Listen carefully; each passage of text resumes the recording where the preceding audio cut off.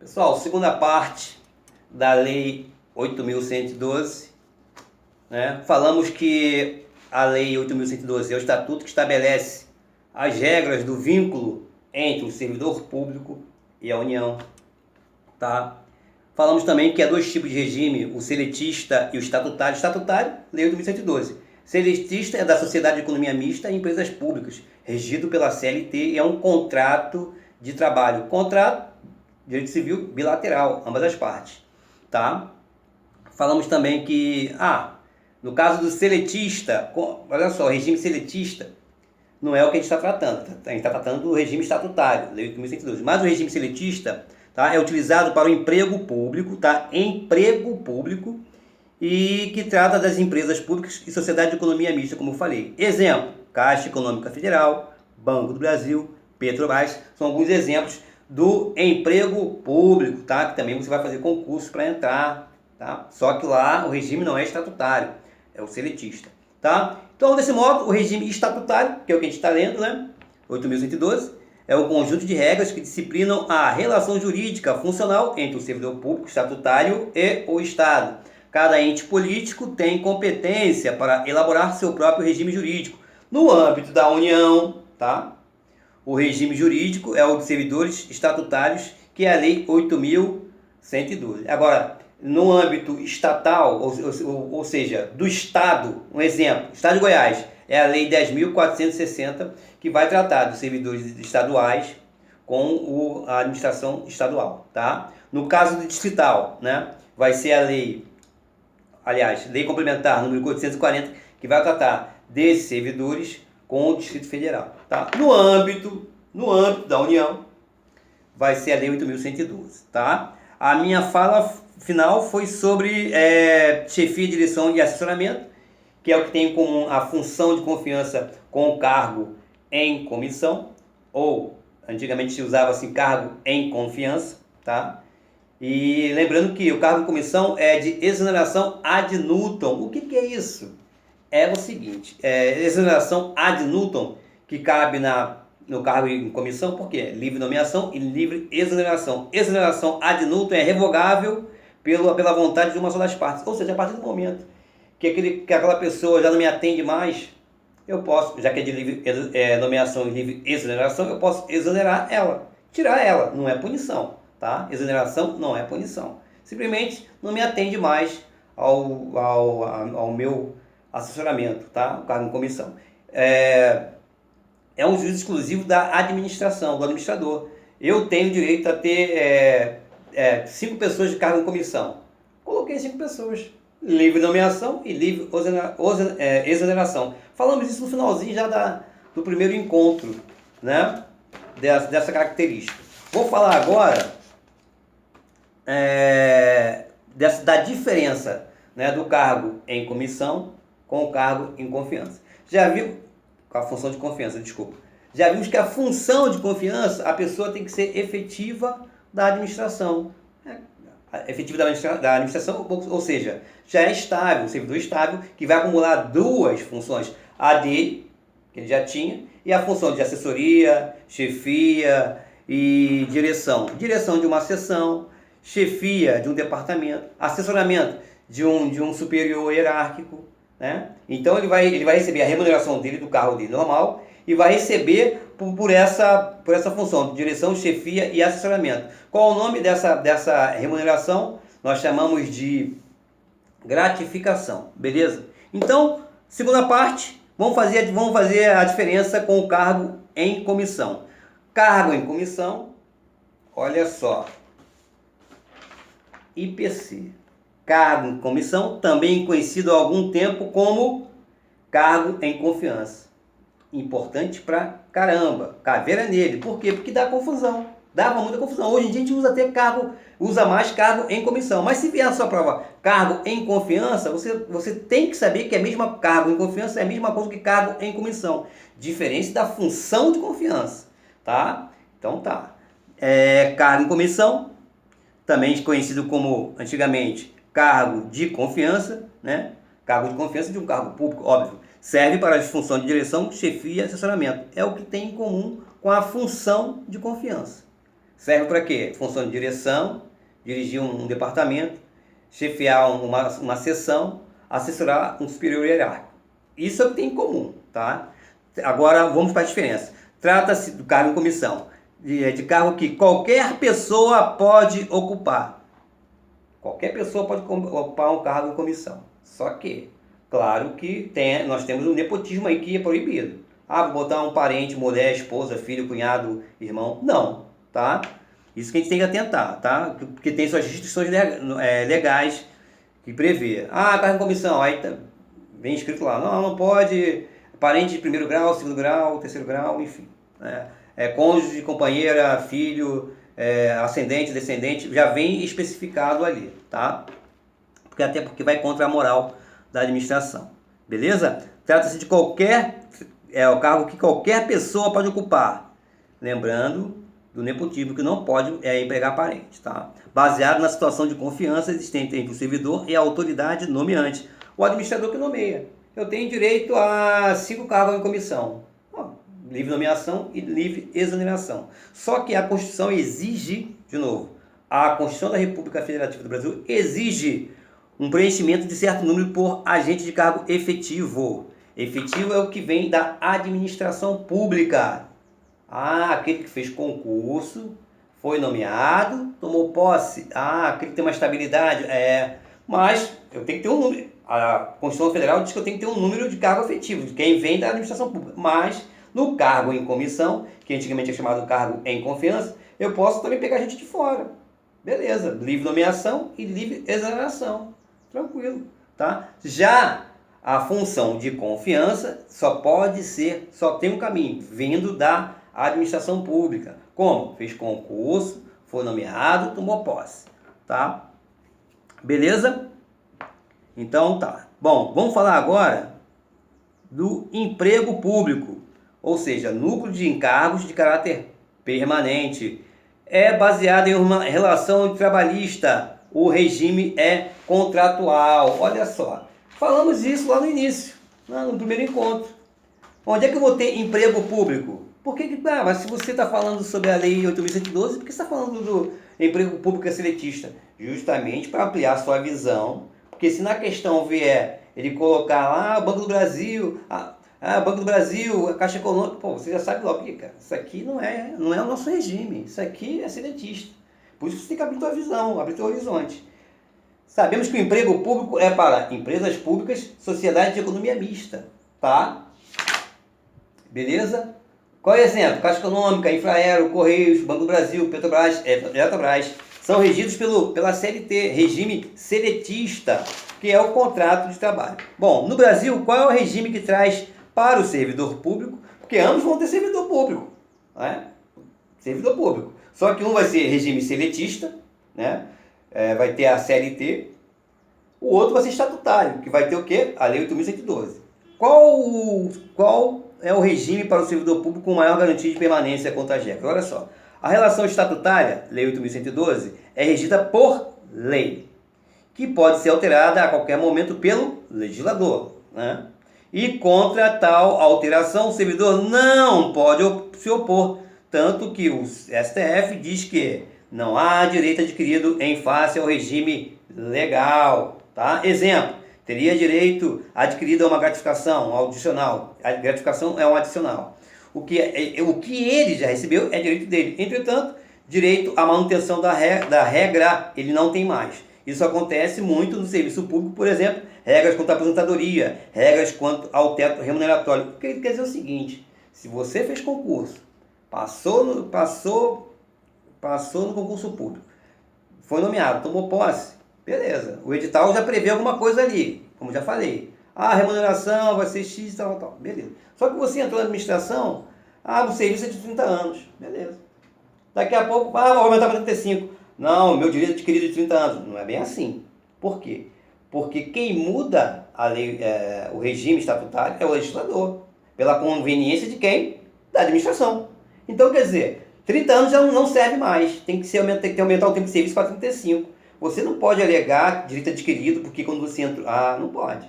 O que vai haver, sim, dependendo da administração, faltando um ano para você completar 30, tu vai ficar mais 5. Ah, vai ter proporcional, não vai precisa ficar mais 5 anos, fica só 2,5. Aí vai ser um assunto interno de adequação. Mas veja, contrato seletista, como o nome diz, contrato, ambas as partes. Contrato, uma parte e outra parte. Chega no senso comum. Contrato. Tá? Agora, previsão legal é o que está na lei. Quem que faz a lei? O legislador. O legislador faz a lei de acordo com quem? Com a administração, interesse coletivo. Então, se 30 anos, para aquele cargo, 30 anos, agora aumentou para 35, meu amigo, é unilateral. Você quer ou você não quer. Porque quem muda é o legislador. É isso que ele está dizendo aqui. Tá ok? Na relação contratual, que é o seletista, empresa pública, sociedade de economia mista, que é regido pela CLT, o negócio jurídico é bilateral, só que regido pela CLT, mas contrato bilateral. Não poderá o Estado alterar unilateralmente as condições. Consequentemente, conclui-se que é mais difícil o regime do contrato trabalhista ser modificado. Por quê? Porque tem que ser ambas as partes. O Estado, o Estado, quem é o Estado? É o emprego público. Infraero, Correio, Banco do Brasil, Petrobras. Por quê? Porque é o Estado, na figura dos seus entes, Banco do Brasil, Caixa Econômica, Petrobras, Infraero, Correio, e o servidor. Eles vão ter que entrar em consenso. Mas sindicato, né? Sindicatos vão entrar em operação para ver o que é melhor. Tá? Mas é diferente do regime estatutário, que é só administração. Ou seja, o legislador muda unilateralmente, não vai consultar o servidor, olha, eu vou aumentar o tempo de vocês, tá? Isso não tem como. Olha, eu vou aumentar de 30 anos para 35, o que vocês acham? Não. Agora, já no regime seletista, não. Aí já tem que ter ambas as partes. O Estado, na figura do seu ente, que é a Caixa Econômica Federal, o Infraero, ou seja, o servidor público dessas entidades vão entrar no consenso, tá? Com o Estado, claro, representado por quem? Pelo Banco do Brasil, pelo Petrobras, Eletrobras, Infraero, Correio, entrar no consenso, né? Através de seus sindicatos. Quer dizer, então, é mais difícil alterar o regime de contrato trabalhista. Por quê? Porque ele é bilateral. Já o estatuto é unilateral, aí não tem como você mudar. O estatutário não tem como mudar. Tá? Olha só, o provimento, eu vou falar sobre provimento e vacância. O provimento é um ato administrativo. Ponto. Vacância, já não. A vacância é um fato administrativo. Isso aí já é IPC. Importante pra caramba. Já bota lá. Quando falar provimento, você já sabe que é um ato administrativo. E a vacância não. A vacância é um fato administrativo. O provimento, ele é um preenchimento. A vacância é vaga. Então, há uma relação entre os dois? Sim, por isso que eu estou falando, conjuntamente. Ou seja, provimento é um preenchimento. Vou preencher alguma coisa que está vazio, vaga, vacância. Então, o provimento e vacância têm uma relação. Provimento, vou preencher uma vaga, vacância. Ok? Provimento, ato administrativo pelo qual uma pessoa vincula-se à administração. Quando a pessoa vincula-se à administração, a gente chama de provimento originário, ou seja, aquela pessoa que não faz parte da administração pública, não faz, vê o edital, vê lá o edital, o edital aqui, vou fazer esse concurso, passa na prova, foi nomeado, toma posse. Então é um preenchimento, porque tinha 30 vagas, tinha 10 vagas, tinha 5 vagas. Ele preencheu uma daquelas vagas, concurso para 5 vagas, aí ele passou, foi nomeado, tomou posse. Então ele preencheu uma, tem que mais 4 para preencher, mas ele já preencheu. Tá? Isso aqui é o que? Original. É o provimento originário. Tranquilo. E tem o provimento derivado. O provimento derivado é quando você já é da administração pública, né? E você, por exemplo, é promovido a um nível acima. Então você vai para aquele nível acima, aqui já abriu uma vaga, vacância, e aqui foi preenchido. Preenchimento derivado. Por quê? Deriva de você já está na administração pública, então é derivado. Por quê? Porque você já está dentro da administração pública. Beleza? Exemplo de provimento ordinário. O ato de nomeação. Ou seja, você passa no concurso público, você é nomeado, toma posse. É originário. Você era da administração pública antes? Não. Beleza. E exemplo de provimento derivado. Quando você é promovido. Você já está na administração pública. Eu sou delegado nível 2. Agora eu passei para nível 3. Um exemplo hipotético. Subiu. Então abriu uma vaga ali para nível 1 ali. Pô, abriu uma vaga ali. Vacância, vagou, vaga. Beleza? Você foi promovido a um cargo acima, vai ganhar mais, né? Mas o importante que é, você é um provimento derivado. Porque você já estava na administração pública. Vacância é um fato administrativo. A casca de banana que ele vai colocar é justamente essa. É dizer que a vacância é um ato administrativo e vem o texto normalmente. Só vai mudar isso aqui, ou o provimento. Ele vai dizer assim, ó, provimento é um fato administrativo. Negativo. Provimento é um ato administrativo. Vacância que é um fato administrativo. Então isso, a questão da prova vai fazer isso aí. Né? Vai fazer essa confusão de provimento com vacância, porque um completa o outro. Provimento, preenchimento, vacância, vaga. Abrir uma vaga vai ter que ser preenchida. Abrir uma vaga vai ter que ser preenchida. Beleza? Então, vacância é um fato administrativo que indica o desfazimento do vínculo da pessoa com a administração ou cargo anteriormente ocupado. Por exemplo, cargo de comissão, livre nomeação e livre exoneração. Exonerei aquela pessoa ali que não interessa mais o serviço dele. Não me interessa mais, por algum motivo. Pô, abri uma vaga aqui, porque eu tenho direito a cinco pessoas em cargo de comissão. Então, aqui é o seguinte, eu exonerei, abriu aqui uma vaga. Vai ter que ser preenchida, vai ter que ter um provimento. Entendeu? É isso aí. Fato administrativo que indica o desfazimento do vínculo da pessoa. Exemplo de vínculo desfeito com a administração. A exoneração. E a vacância natural, que é a morte. Você é um funcionário. Foi para o trabalho, foi assaltado, bateu com o carro, enfim, morreu. Ficou vago. Então aquela vaga, só que é uma vacância o quê? Natural. Né? Fato administrativo. Por isso que você... Aí vai ter que ter o quê? Um provimento. Poxa, fulano morreu. É igual o caso do Supremo. Né? Morreu um ali, que é uma vacância natural, vai ter que ser preenchido. Por quê? Porque o cargo são 11 ministros do STF. Né? O STF não tem que ser 11 ministros? O ministro Teoriza Vasquez não faleceu, caiu de avião em Paraty, alguma coisa assim, e não teve que ser preenchido, né? Pelo Moraes não preencheu, constitucionalista. Então, quer dizer, isso acontece. Vacância natural. Beleza? Vamos falar agora da classificação dos cargos públicos. Mas antes, vamos ver o seguinte. Nós temos que lembrar que é importante. Cargos, empregos e funções públicas são acessíveis a todos os brasileiros, diga-se brasileiros natos e naturalizados que preenchem os requisitos estabelecidos na lei, e aos estrangeiros quando a lei expressamente admitir. Está onde? Artigo 37, inciso 1 da Constituição da República Federativa do Brasil. Beleza? Vamos tratar já no próximo encontro sobre cargo público. Onde é que está a definição? Artigo 3º. É o conjunto de atribuições, responsabilidades previstas na estrutura organizacional, tá? Que devem ser cometidas a um servidor. Artigo 3º da Lei 8.112.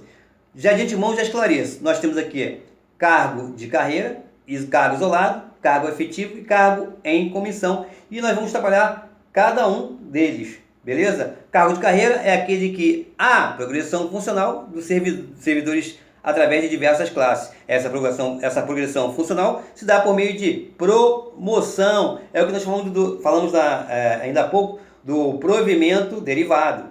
Cargo de carreira, estabilidade, e vai sendo promovido.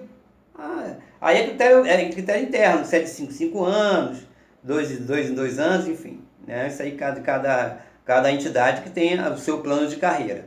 Cargo isolado, não admite promoção, tem natureza estanque, paralisado, cargo isolado, não é cargo de carreira, não tem promoção, é um cargo só, tá? Cargo efetivo, é provido mediante concurso, por esse motivo tem característica de permanência, ou seja, estabilidade. Cargo efetivo, concurso público, passou no concurso, passou nomeação e depois posse. Beleza, tomou posse, me apossei, tá? Entrei no serviço público. Cargo em comissão são ocupação transitória. Isso para aqueles que não vêm de cargo efetivo. Por quê? Nós já sabemos que a Constituição ela diz o seguinte, que tem que ter um cargo em comissão, livre nomeação e livre exoneração. Só que tem que ter um número mínimo, tá, de pessoas oriundas da administração, ou seja, de cargo efetivo. É claro que, se a pessoa está no cargo efetivo, foi chamada para trabalhar em cargo em comissão, foi lá, vai trabalhar com fulano de tal, cargo em comissão, beleza. Chefia, assessoramento, tá? Não tem problema nenhum. Chefia, assessorar alguém, chefiar alguém, dirigir alguém, beleza. Dirigir uma repartição, beleza, não tem nenhum problema. Só que, como ela vem de um cargo efetivo, se ela for exonerada, ela volta para onde? Para o cargo efetivo dela. Isso que a gente tem que ter em mente. Tá? O cargo efetivo, ele pode ser preenchido, o cargo em comissão pode ser preenchido com pessoas da administração, de cargo efetivo, que já vem do serviço estável, e fora. Função de confiança só pode ser preenchida por cargo cargo efetivo, só quem é da administração. Tá? Então a gente tem que realmente repetir várias vezes para colocar na massa do sangue e já fluir normalmente, porque realmente a gente confunde. Se ficar muito tempo sem pegar, sem ler, vai esquecer, é óbvio. Então você tem que sempre lembrar disso. Função de confiança para quem é de cargo efetivo, tem estabilidade. Aí vai ser chamado para essa função de confiança, vai receber a remuneração dele normal, vai continuar com o serviço dele e vai ter essa gratificação. Por quê? Porque tem um cargo de chefia, assessoramento, tá? E direção. Ah, ele está 10 anos naquela repartição ali. Pô, ele que é o chefe aqui. Pô, fala com o chefe ali. Ah, esse documento aqui, quem é o responsável? Ah, o chefe é aquele ali. Ah, entendeu? Assessoramento. Ah, por exemplo, continua a minha função lá. Analista tributário, analista não sei de quê. Ah, vou falar com o fulano aí, cara, falando que ele assessora o chefe, ele também tem um cargo de assessoramento, e toda hora o chefe chama ele, nem adianta entregar isso para ele, porque não dá. Ele já tem uma atribuição a mais. Ah, ou seja, ele faz o serviço dele, além do serviço dele, ele faz a função de confiança de assessoramento, chefia, tá? E direção. Beleza? Já ficou bem explicado isso aí. Beleza? Então tá, o cargo de comissão, teoricamente, é transitório. Por quê? Porque tem uma cota mínima que é para cargo efetivo. Então, se a pessoa que é do cargo efetivo foi chamado para trabalhar em comissão, foi exonerado, vai voltar para o seu cargo. Agora, se é uma pessoa de fora, tá? Profissional liberal desse aí qualquer, é chamado para trabalhar em comissão, beleza. Se for mandado embora, vai embora, acabou. Não faz parte da administração mesmo. Beleza? Lembrando que a criação de cargos públicos somente por lei, mas já falamos daquela exceção. Artigo 51, inciso 4, e artigo 52, inciso 13, que fala dos assessores parlamentares, tá? Que não é criação por lei, é por resolução. Porém, casca de banana. Porém, esse pessoal, assessores parlamentares, artigo 51, inciso 4, artigo 52, inciso 13, porém, criado por resolução. Porém, a remuneração é por lei. Então, não preciso nem dizer que isso vai ser trabalhado na sua prova. Você vai encontrar isso. Ele vai vir com um texto bonitinho, resolução e tal. E vai dizer também que a remuneração também é feita por resolução. Só que não. Ou então vai inverter, vai dizer que o cargo é feito por lei, serviços auxiliares, e que a remuneração é feita por resolução. A casca de banana vai ser trabalhada nesse sentido, para você escorregar. Você que está desatento. Ok, brother? Então se liga. Artigo 51, inciso 4, artigo 52, inciso 13, que trata de quem? Serviços auxiliares, que são o quê? Assessores parlamentares. Na Constituição, artigo 52 e artigo 51, inciso 4, 52, não está dizendo assim, ó, assessores parlamentares. Não, você vai escrever. É você que vai escrever, porque lá não está escrito aqui na Constituição. Realmente, não está e não vai estar. Você que vai escrever lá. O que está dizendo aqui, o inciso 4, artigo 51 e o inciso 13, é assessores parlamentares. Não são criados por lei, criados por resolução, mas o salário é por lei, tá? A remuneração é por lei. Isso você vai ter que escrever, tá? Beleza? O que mais importante aqui? Bom, no âmbito do Poder Judiciário, do Ministério Público e dos Tribunais de Contas, a iniciativa de lei que visa a criação, extinção, transformação, cabe ao órgão interessado, tá? No âmbito do Poder Judiciário, Ministério Público e dos Tribunais de Contas, a iniciativa de leis que visem a criação, extinção, transformação ao órgão interessado. Por fim, vale lembrar que medida provisória tem força de lei e, por esse motivo, podem se criar cargos por esse instrumento. Ou seja, medida provisória também cria cargos públicos, cargos, empregos e funções públicas. De novo, vale lembrar que medida provisória tem força de lei e por esse motivo podem criar cargos públicos por por esse instrumento, através de medida. Questão da prova. A medida provisória pode criar cargo público? Pode criar emprego público? Pode. Função? Pode. Por quê? Tem força de lei e por esse motivo podem criar cargos públicos por esse instrumento. Ok? Tá. Como se dá então a extinção dos cargos públicos? Pô, falando o tempo todo de criação. A extinção, em regra, é necessário o quê? Edição de lei. Regra, nós temos uma exceção. Regra. A regra é o quê? É necessária a edição de lei. Por qual princípio que é? Princípio da simetria ou do paralelismo, tá? Paralelismo das formas. Foi mal. Então tá. Em regra, a extinção é necessária para quê? Para a extinção do cargo. Uma edição de lei, que é o princípio da simetria ou do paralelismo das formas. No entanto, para a extinção de cargos no âmbito do poder executivo, quem é o chefe do poder executivo? Presidente. Tá? Excepcionalmente, pode ser realizada por meio de decreto autônomo. De quem? Do presidente da República. Mas, quando os cargos estiverem vagos, é essa a atual redação do artigo 84, inciso 6, né? A linha B da Constituição da República Federativa do Brasil. Extinção de cargos, decreto autônomo, ou seja, decreto do presidente, sim, mas quando os cargos estiverem quê? Vagos. Esse é o detalhe. Aí sim, ele pode extinguir quando, no caso do decreto do presidente, pode extinguir quando os cargos estiverem vagos, segundo o artigo 84, inciso 6, a linha B, Constituição da República Federativa do Brasil. Mas, em regra, é necessário a edição de uma lei, princípio da simetria ou do paralelismo das formas. Nossa, quase dobrando aqui. Beleza? No próximo encontro eu vou falar da classificação dos cargos públicos. Beleza? Para a gente ir falando aí sobre a Lei 8.112. E aí vai dizer o seguinte: cargo de carreira, cargo isolado, cargo em comissão, cargo efetivo, cargo vitalício. Depois, formas de provimento, que eu já falei que é o quê? Preenchimento. Beleza? Até o próximo encontro.